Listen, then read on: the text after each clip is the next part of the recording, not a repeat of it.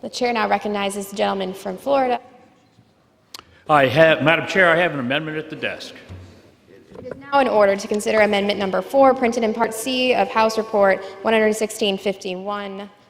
For what purpose does the gentleman from Florida seek recognition? To address my amendment on military construction. Will designate the amendment. Amendment number 4, printed in Part C of House Report number 116-51, offered by Mr. Dunn of Florida.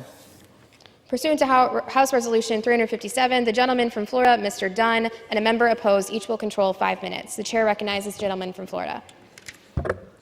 Thank you, Madam Chair. I yield myself such time as I may consume, and I want to say thank you also to Congresswoman Granger. My amendment increases the military construction funding in the bill for the Air Force and the United States Marine Corps. Last year, Hurricanes Florence and Michael destroyed 2 of our nation's premier combat and training bases. Camp Lejeune in North Carolina sustained $3.6 billion in damages due to Hurricane Florence. Lejeune is critical to our nation's defenses, not only for the Marines, but also it is home to a major Navy command and a Coast Guard command. The base's unique access to 2 deep water ports allows for rapid seaborne deployments. It also has vast amounts of land and deep training resources. This is what makes Camp Lejeune the home of the Expeditionary Forces in Readiness. Tyndall Air Force Base in my district in Florida took a direct hit from a Category 5 Hurricane Michael. Tyndall is home to the largest F-22 base in the world. It is one of only 2 Air Force bases that has immediate access to the Gulf Test and Training Range, a range that is like no other in the world. Our airmen are able to train and test on next-generation supersonic and hypersonic aircraft and weapon systems in a live fire environment. A few months ago, President Trump came and he ordered the Air Force to make Tyndall a 5th-generation Air Force base outfitted with 3 squadrons of F-35s and a squadron of MQ-9s. This rebuild will cost $2.7 billion in military construction alone, and it will make Tyndall the base of the future. My amendment will raise MilCon funding in fiscal year 19 up to $500 million for the Marine Corps and up to $1 billion for the Air Force. This is only a down payment to help these services continue on their rebuild. This funding is crucial for our military. Our nation's defense is in crisis. Our readiness will continue to deteriorate if we do not provide the necessary funds to our armed services immediately. I'd like to make a couple of other points that sometimes seem to get lost in our discussions. The federal government knows that it self-insures the military. So from the moment the storms occurred, it was 100% certain that we were going to need a disaster supplemental. By law, the funds cannot come from FEMA. They cannot come from HUD. They must be directly appropriated by this Congress. Hurricane Michael was a unique storm. It was more like a tornado than a hurricane, but it was a tornado that was 80 miles wide and 120 miles deep. In my district, we have 3 million acres of land that is crushed. By way of comparison, in 2017, 3 hurricanes affected Florida: Hermine, Maria, and Irma. 50 counties were affected.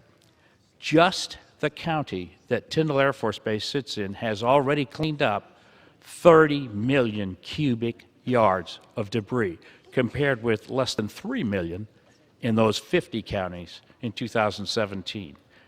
Nobody in America, in the history of America, has ever seen this much debris. We estimate we are 20% of the way through our debris cleanup, 20%.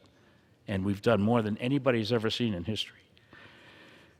What are we going to do with these bases? Well, we're going to rebuild them. Of course we're going to rebuild them. We love our military, and we need our military. And I have never been more proud of any group than I have been of the airmen at Tyndall and the job that they've done to stand that base back up.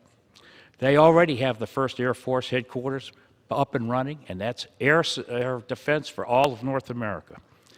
and we're ready to take back the F-22 training mission. I'm proud to say that the Tyndall has done a great job rebuilding, and I reserve the balance of my time. The gentleman reserves. Does any member seek time in opposition? Madam Speaker. For what purpose does the gentlewoman from Florida seek the floor? Madam Speaker, I rise to claim time in opposition, although I am not opposed to the gentleman's amendment. Without objection, the gentlewoman is recognized for 5 minutes. Thank you, Madam Speaker. Madam Speaker, I toured Tyndall Air Force Base a couple of months ago with Congressman Dunn, and I commend the gentleman for offering this amendment and have enjoyed working with him on making sure that we can prioritize this vital funding, and appreciate the ranking member and Chairwoman Lowy's support. Congressman Lawson also joined us in February to survey the devastating damage Tyndall sustained because of Hurricane Michael. It was very clear to me back in February that Tyndall urgently needs supplemental funds to rebuild. Tyndall Air Force Base, which is in my home state as well, encompasses 29,000 acres in southeastern Bay County. Within the base, facilities amount to a total plant replacement value of $3.48 billion. Tyndall accounts for 37% of Bay County's economy. The base serves a population of 3,393 active military personnel, as well as 9,383 retirees from all service branches. The supplemental before us contains $700 million for military construction Air Force, for planning and design and construction as requested by the Air Force to support relocation of F-22s, F-35 bed down, and facilities necessary to begin the rebuilding of the installation. That number is now outdated and must be increased to meet the Air Force's needs. The Dunn Amendment, plus what is currently included in the supplemental, is a good first step to helping Tyndall rebuild and get back on its feet. I'm also pleased the gentleman from Florida included funds for the Marine Corps. As all of us know, North Carolina was hit by Hurricane Florence, which devastated all of the Marine Corps facilities in North Carolina. The Marine Corps community continues to face daily challenges following Hurricane Florence. Although the storm made landfall on September 14, 2018, Marines at Camp Lejeune, Marine Corps Air Station New River, and Cherry Point are still recovering. Camp Lejeune, New River, and Cherry Point heavily contribute to Marine Corps readiness, and Camp Lejeune is home to the 2nd Marine Expeditionary Force, which oversees and maintains a third of the Marine Corps' combat operating power. Several headquarters, buildings, training facilities, and aircraft hangars were affected by Hurricane Florence. While 2MEF is now able to meet operational commitments, its training environments remain degraded. Currently, Marines are working in compromised facilities and temporary trailers. Furthermore, Marines headed to Camp Lejeune are being told to look for housing off base due to a lack of availability of on-base housing and substantial damage caused by the storm. Like the Air Force number, the Marine Corps number is also now outdated, and I support the $385 million increase to this count as well. The Trump administration, unfortunately, still has not submitted an emergency supplemental for these and other disasters, and frankly, these facilities need relief, and they need it now. It's been over 200 days since Hurricane Michael and Florence devastated North Carolina and Florida. It should not be taking this long to provide the necessary and vital funding to these locations. Stunningly, I want to repeat, the President has not even proposed emergency supplemental funding for these disasters, and this morning actually had the gall to urge Republicans to vote against this vital legislation. I urge all members to support the Dunn Amendment and reserve the balance of my time. The gentlewoman reserves.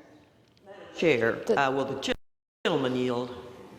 The gentleman from Florida is happy to yield 1 minute to my friend and colleague, Congresswoman Granger. The gentleman only has 30 seconds remaining. I rise in support of the gentleman's amendment. These funds are critical to repairing and rebuilding our military bases affected by the recent storms. I look forward to working with the gentleman to secure critical funding for our military in a final agreement that can be signed by the President. I urge a yes vote on this amendment. Madam Chair. The gentleman from Florida is recognized. Madam Chair, I yield back the balance of my time. The gentleman yields.